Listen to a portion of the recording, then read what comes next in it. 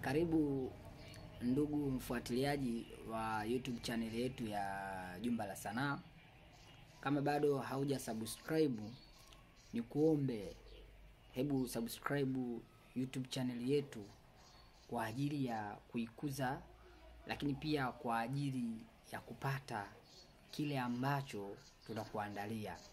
Hivi karibuni tutakuja na simulizi mpya kabisa inofahamika kwa jina la Kiapo cha Penzi.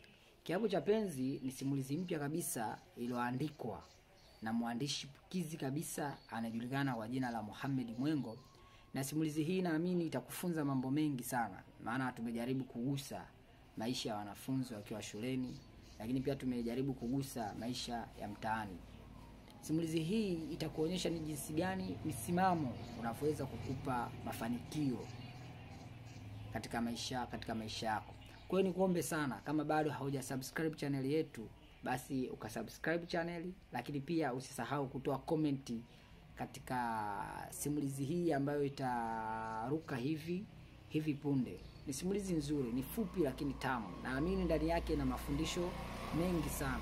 Kwa sababu kwa nini kiapo cha penzi? Wengi wanaamini pesa ina nguvu sana kuliko kitu chochote, lakini bado wanasahau upendo una nguvu zaidi ya pesa.